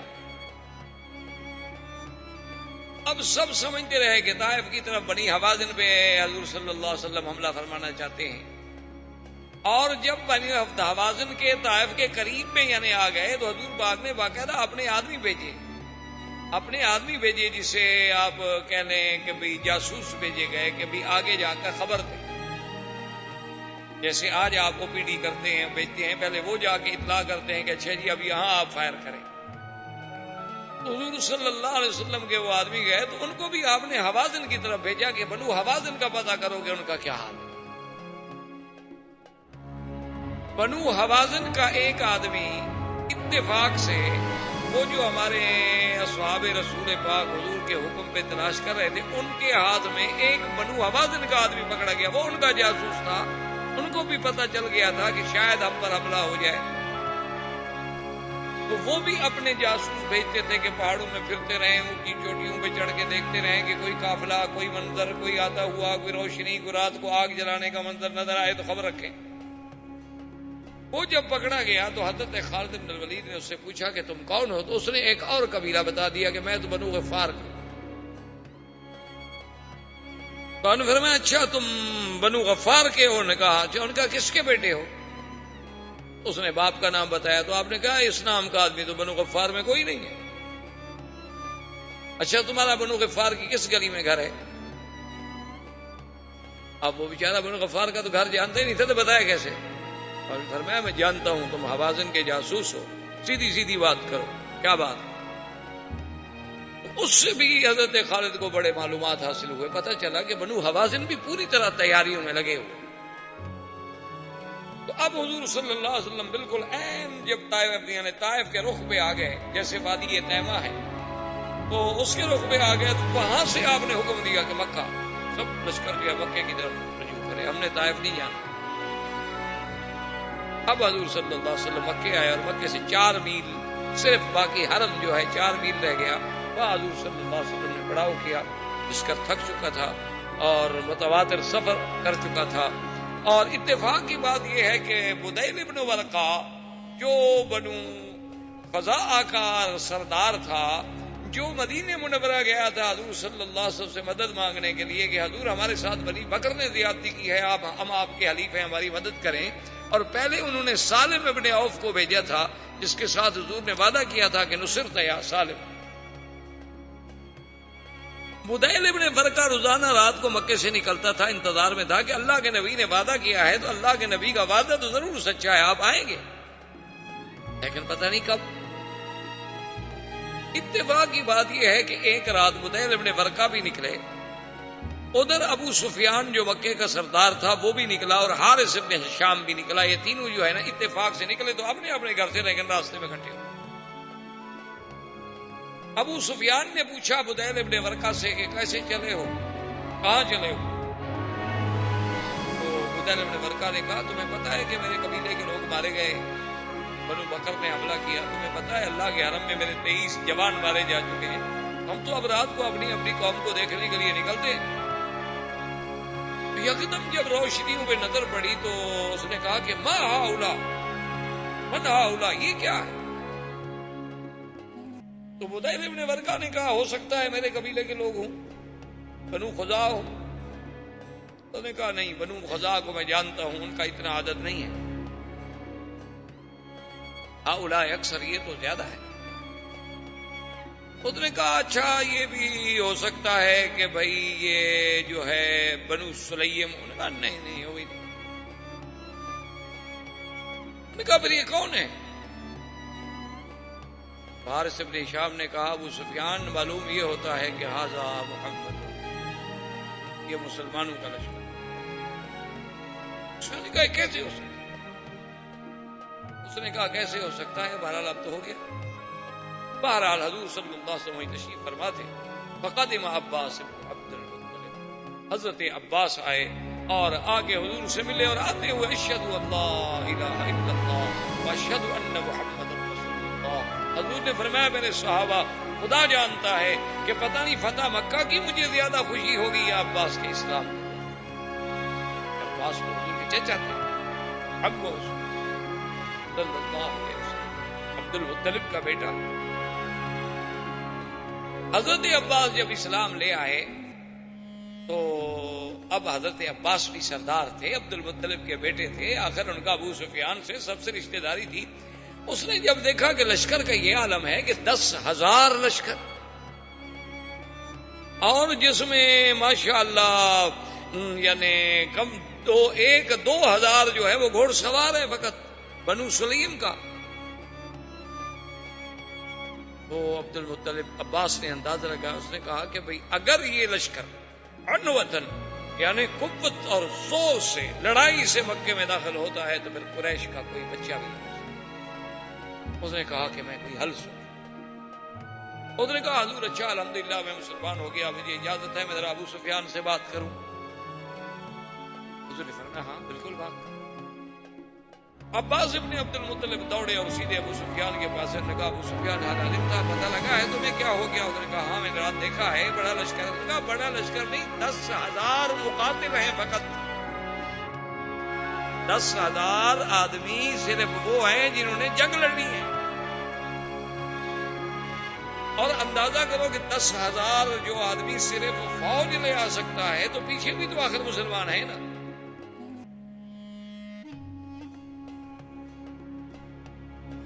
تو اس نے کہا عباس کیا کروں؟ اس نے کہا ابو سفیان دیکھو تم مکے کے سردار، تمہاری ذمہ داری ہے کہ اللہ کے حرم کو قتال سے بچاؤ، اور پھر قتال بھی اس وقت جب ہمیں بچنے کا کوئی راستہ ہی نظر نہ آئے، تو ایسی قتال کا کیا فائدہ؟ اور پھر تمہیں پتہ ہے کہ مسلمانوں کے دل میں غزوہ خندق کا داغ ہے، مسلمانوں کے دل میں ہمارا احد کا داغ ہے، مسلمانوں کے دل میں ہمارے ان کے حلیف جو ہیں بنو خزاع ان پر حملہ کرنے کا داغ ہے، وہ تو جلے بھنے ہوئے آئیں گے، وہ تو ہمارے بچے کو تہ تہ کر دیں گے۔ کمالا افعل، نے کہا ایک ہی حل ہے، چلو حضور اب کوئی حل نہیں بچنے کا، اب ایک ہی۔ حضرت عمر سیکورٹی پہ ہیں اور عباس ابن عبد المطلب جو ہیں وہ ابو سفیان پہ ہیں۔ تو جب عمر کی نظر پڑی ابو سفیان پہ تو نے کہا اچھا راس الکفر امامی، آج کفر کا سردار جرأت کر کے مسلمانوں کے لشکر میں آ رہا ہے. عباس نے کہا عمر اجرتہ میں اس کو پناہ دے چکا ہوں، وہ میری پناہ میں ہے، ہمیں حضور تک جانے دو. اگر حضور نے ہماری پناہ قبول کر لی ٹھیک ہے، ورنہ تم جانو پھر ابو سفیان جانو. حضرت عمر پیچھے آ رہے ہیں، اس نے جناب دوڑایا بغلا اور سیدھا حضور کے خیمے پہ آیا اور چیخا بون گایا رسول اللہ کا اجر تو ابو سفیان، میں نے ابو سفیان کو پناہ دے دی ہے، پناہ دے دی ہے. برائی عمر پیچھے تلوار لے کے آ رہا ہے. حضور نے فرمایا کہ عباس جس کو تم امان دے چکے ہو اس کو ہماری بھی امان. عباس جس کو امان دے دے اس کی امان میں توڑ سکتا ہوں. ابو سفیان آ گیا اور اس نے دیکھا. حضور نے فرمایا ابو سفیان تم ابھی تک سوچ رہے ہو اسلام کے بارے میں، اب بھی تمہیں اسلام کی حقانیت کا پتہ نہیں چلا، اب بھی تمہیں سمجھ نہیں آئی کہ میں جو کچھ کہتا تھا وہ حق ہے،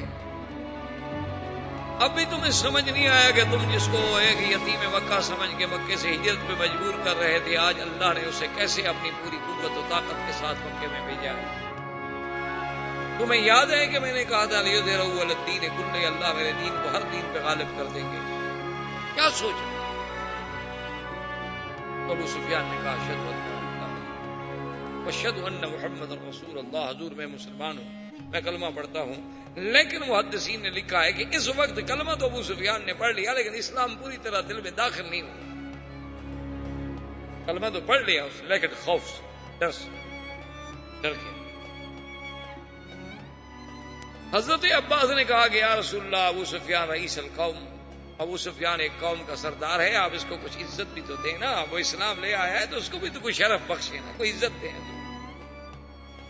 آپ نے فرمایا اچھا اعلان کر دے کہ من دخل دار ابی سفیان فلہ امان، جو ابو سفیان کے گھر میں چلا جائے گا ہم اس کو بھی امان. ابو سفیان نے کہا یا رسول اللہ میرا گھر کتنا بڑا ہے کہ سارے قریش اس میں آ جائیں گے. آپ نے فرمایا اچھا من دخل المسجد الحرام فلہ امان، جو مسجد الحرام میں چلا جائے اس کو بھی امان. کہا حضور مسجد الحرام کتنی بڑی ہے؟ یہ تو اب بڑی ہو گئی نا، اس وقت چھوٹی تھی مسجد. حضور نے فرمایا اچھا من القی السلاح فلہ امان، جو ہتھیار پھینک دے اس کو بھی ہم امان دیں گے. انہوں نے کہا حضور ایسے عبادت بھی ہتھیار اتفاق سے نہیں بھی پھینک سکتا. تو حضور نے کہا من اغلق بابہ فلہ امان، جو اپنے گھر کا دروازہ اندر سے بند کر کے اپنے گھر میں بیٹھ جائے اس کو بھی امان. اب ابو سفیان خوش ہو گیا کہ چلو میں مسلمان تو ہو گیا لیکن مکے والوں کے لیے میں تو اتنا بڑا امان کا سرٹیفکیٹ لے کے جا رہا ہوں تو اب بھی اپنی قوم کو بچا رہا ہوں. ابو سفیان واپس مکہ نکلا لیکن حضور نے حکم دیا، آپ نے فرمایا عباس فلاں پہاڑ پہ جا کر کھڑے ہو جانا اور جب تک یہ پورا لشکر نہ گزر جائے ابو سفیان کو آگے نہیں جانے دیں. حضور چاہتے تھے کہ قوت اسلام دیکھے، شوکت اسلام. اب حضور صلی اللہ علیہ وسلم نے اپنے لشکر کو 4 حصوں میں تقسیم فرمایا اور ایک حصے پر حضور صلی اللہ علیہ وسلم نے خالد بن الولید اور ایک حصے پر زبیر بن العوام اور ایک حصے پر ابی عبیدہ بن الجراح اور ایک حصے پر سعد بن عبادہ پرچم دی صلی اللہ علیہ وسلم نے کہ تم مکے کے 4 طرف سے اور جگہ مقرر کی مقام خیف. مقام خیف ہے جبل ہندی کے ساتھ، آج کل جو جبل ہندی کہلاتا ہے نا، ابا بندہ سے نکلے سامنے والا پہاڑ جو ہے جبل ہندی، جامعہ اپنے محلے سے جبل ہندی، یہ بہت پرانا جبل ہے کیونکہ لفظ ہند جو ہے نا یہ حضور صلی اللہ علیہ وسلم کے زمانے سے بھی پہلے کا ہے نا ہند. اسی لیے بعض روایات میں کہ آدم علیہ السلام اترے تھے، اسی لیے بعض روایات میں اب بھی یعنی آپ ہندوستان میں جائیں تو کچھ خبریں ایسی ہیں جن کے بارے میں کہا جاتا ہے کہ نوح علیہ السلام کے بیٹوں کی. تو بہرحال یہ حمالہ جو ہے اس کا نام بھی بعض لوگ کہتے ہیں کہ جوتی پہاڑ ہے جس پہ نوح علیہ السلام کی کشتی آگے کھڑی ہوئی تھی. تو بہرحال یعنی یہ بات تو محقق ہے نا کہ ہند جو ہے یہ بہت ایک تاریخی ہے، ایک تاریخی ملک ہے جس کی ایک تاریخ ہے. اور حضور صلی اللہ علیہ وسلم کے زمانے میں عطر عود جو ہے یہ ہند سے ہی آتا تھا، ہندوستان سے ہی آتا تھا عطر عود. اور اسی طرح تلواریں جو ہیں وہ بھی خاص طور پہ بن کے وہاں سے آتی تھیں سیف الہندی کے نام سے. اسی لیے ہمارے علماء نے جب شرک و بدعت کے خلاف ایک کتاب لکھی تو اس کا نام رکھا تھا المہند علی المفند. اس لیے ہند جو ہے اس کی ایک تاریخ. بہرحال تو اب لیکن اب یہ ہے کہ بھئی، اور اس زمانے میں جو تجارت تھی نا جی، وہ یہ تھی کہ بھئی ہند سے مثلا کشتیاں آتی تو وہ عدن آ جاتی، یمن کا جو حصہ ہے، پھر عدن سے صنعا مال آ جاتا، صنعا سے مکے آ جاتا، یا اسی طرح وہ کشتیاں جو ہیں جیسے آج کل جیسے اسرائیل نے علاقہ قبضے میں لیا ہوا ہے، یہ وہاں حیفا چلی جاتی، پھر شام، بیت المقدس، اس طرح تجارت کا ایک سلسلہ ہوتا۔ تو حضور نے حکم دیا کہ بھی مقام خیف پر چاروں لشکر جو ہیں نا جی، چاروں لشکر ہر طرف سے داخل ہوں اور جمع وہاں ہونا۔ اور حضور نے فرمایا کہ دیکھو، ہمارا مقصد جو ہے وہ اللہ کے گھر میں داخل ہونا ہے۔ آج آپ پوچھیں ان لوگوں سے جو کہتے ہیں کہ اسلام تلوار کے زور سے، کیونکہ آج بھی مسلمان دشمن ہے نا، یہود و نصارہ، یہودی، ہنود، یہود، مسنی، مشرک، کافر، آج بھی وہ یہی اعتراض کرتے، دیکھو جی سعودی عرب کے پرچم پر تو تلوار ہے نا، تلوار، یہ اسلام تو تلوار کے زور سے، دیکھو جی ان کا تو پرچم پہ تلوار۔ تو یہ بات جو ہے دراصل، اور یہ اعتراض کرتے کون ہیں؟ جنہوں نے قوم پر ایٹم استعمال کیا۔ آپ اندازہ کریں یہ کتنی غدار قوم ہے۔ مرغی ذبح کرنے سے تو ان کو رحم آتا ہے کہ جی ایک جانور ہے، اس کو مسلمان بڑے ڈالے میں جی چھری سے بس کرنٹ تو ختم ہو جائے، یار یہ بڑا ظلم ہے۔ یعنی مرغی کا تڑپنا تو ان کو ناگوار گزرتا ہے، لیکن کوسوا میں اگر مسلمان تڑپیں، البانوی عورتیں تڑپیں، عصمت دری ہو، کشمیر میں اگر 70,000 آدمی مار دیا جائے تو وہاں تو جی نہیں، ایسا نہیں ہونا چاہیے۔ اور الٹا مسلمان کو کہتے ہیں کہ تم یہاں کیوں آ گئے، تم تو ادھر تھے۔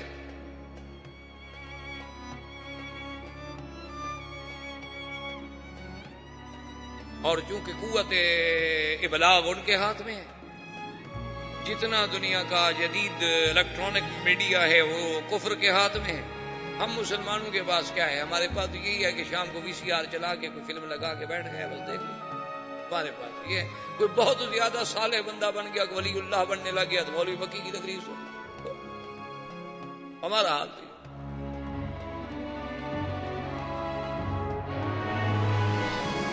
عجیب انداز میں۔ آپ اندازہ فرمائیں کہ ابھی آپ نے پڑھا ہوگا کہ اتنا ناٹوں نے کتنے بم برسا دیے، کل 13 ٹینک ان کے تباہ ہوئے۔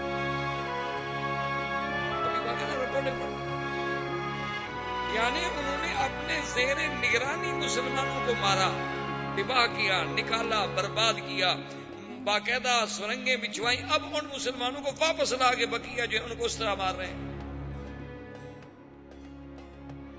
اور دیکھیں پیار کتنا ہے، ساتھ کہتے ہیں کہ بھائی البانوی مسلمانوں آپ کے ساتھ واقعی بڑی زیادتی ہوئی ہے، لیکن اب اگر وہ سرب آئے نا ان سے تم زیادتی نہ کرنا، ذرا پیار کا۔ اس کے باوجود بھی ہم کہتے ہیں کہ وہ کافر ہماری مدد کرے گا۔ اللہ اکبر۔ اور قرآن کھولیں تو تمہیں سمجھ آ جائے کہ قرآن کیا کہتا ہے۔ اللہ فرماتا ہے یبتغون عندہم العزہ، ان سے کافروں سے تم مدد لے کے غلبہ حاصل کرنا چاہتے ہو، ان سے مدد لوگے، یہ آئیں گے تمہاری ٹیکنالوجی میں مدد کریں گے۔ ان العزت للہ، خبردار عزت میرے ہاتھ میں ہے، ان کے ہاتھ میں نہیں، اور یہ تمہیں عزت دیں گے۔ لا تتخذوا الکافرین اولیاء من دون المؤمنین، خبردار کسی کافر کو اللہ کے ایمان والوں کے سوا کبھی دوست نہ۔ ایبتغون عندہم العزہ فإن العزة، یعنی آپ حیران ہوں گے، آپ ان کو بلائیں، آپ ان کو بتلائیں کہ کیا ایمان سے کہیں کہ بلال پہ جو ظلم ہوا، صہیب پہ جو ظلم ہوا، خباب پہ جو ظلم ہوا، عمار پہ جو ظلم ہوا، سمیہ پہ جو ظلم ہوا، مسلمانان مہاجرین حبشہ پہ جو ظلم ہوا، مہاجرین مدینہ پہ جو ظلم ہوا، پھر یعنی حضور مدینے چلے گئے، 450 میل دور چلے گئے، پھر چین نہیں لینے دیتے، پھر احد میں آ کے لڑے، پھر خندق میں احزاب میں ساری دنیا کی فوجیں لے کے آ گئے۔ ایمان سے کہیں آج ان کو حق نہیں پہنچتا تھا کہ ایک ایک بچہ اڑا دیتے؟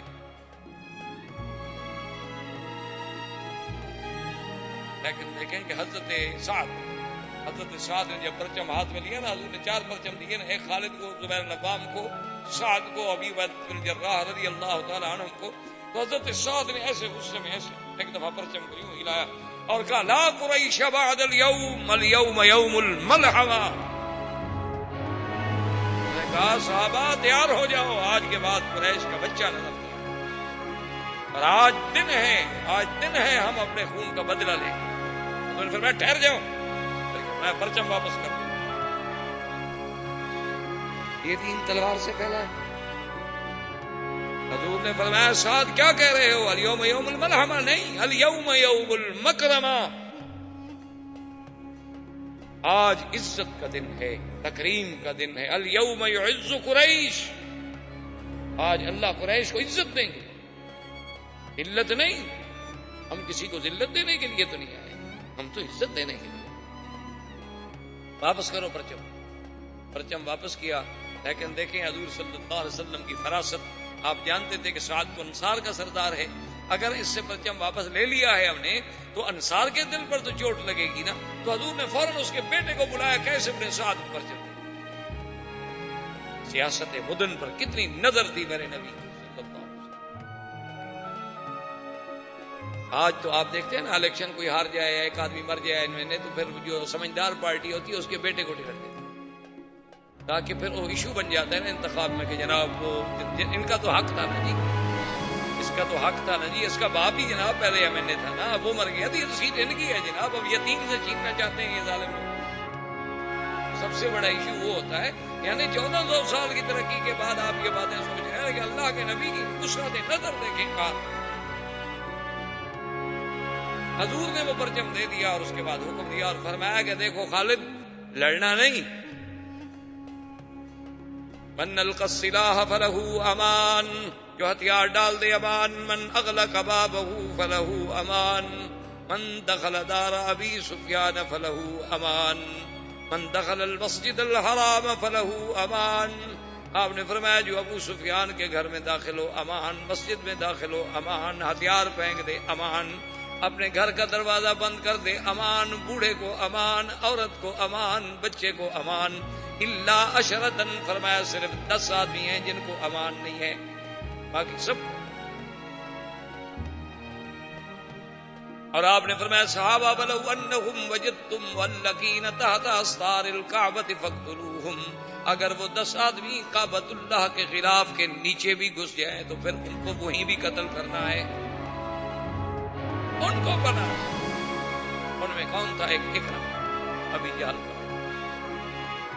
اور ایک صفوان ابن امیہ، اور ایک عبداللہ ابن سعد ابن ابی السرح، اور ایک ہند زوجۃ ابی سفیان، ابی سفیان کی بیوی جس نے حضرت حمزہ کا کلیجہ چبایا. حضور نے فرمایا ان کو نہیں. یہ تو اگر کعبہ شریف کے غلافوں کے نیچے بھی چھپ جائیں ان کو وہی مار دیں. اب سارے کافرے پڑھ رہے ہیں امان امان امان امان، سارے مکے میں امان امان ہو گئے. صرف خالد ابن الولید جو ہیں یہ جس طرف سے آ رہے تھے، اس لڑکا وہ علاقہ شاید ابھی آپ لوگوں نے مکے میں رہتے ہوئے دیکھا ہو، جس کو ابھی آپ شیب عامر کہتے ہیں. جب آپ یعنی غزہ میں جائیں آگے جفالی سے پھر آپ رائٹ پہ جائیں تو شیب عامر سے جب آپ جائیں گے تو آگے علاقہ ہے ملاوی. اس ملاوی کے تلے سے جب چڑھائی سے آپ اترے نا تو یہ جگہ ہے، اس کا نام ہے خندمہ. اس جگہ پر جب آئے تو اکرمہ نے کیا کیا کہ 20 25 50 آدمی اکٹھا کر کے وہ اسی علاقے میں کھڑا گیا. اس نے کہا کہ دیکھو جی بات سنو، حضور نے امان دے دی ہے، یہ جو ہم تو لڑیں گے یا قتل ہو جائیں گے یا کم از کم ہم زندگی میں جاگتے ہوئے نہیں دیکھ سکتے اپنی آنکھوں کے ساتھ کہ اللہ کا نبی مکے میں داخل ہو جائے. چلو زیادہ سے زیادہ مر جائیں گے اور کیا ہم لڑیں. تو وہ 50-100 آدمی لے کے وہی کھڑے ہو گئے. اکرمہ اچھا خدا کی قدرت سے خالد آئے آگے وہ ہتھیار لے گئے. احباب کرام، اس کے بعد اب آپ اس مبارک سلسلے کی CD نمبر 26 سماعت فرمائیں.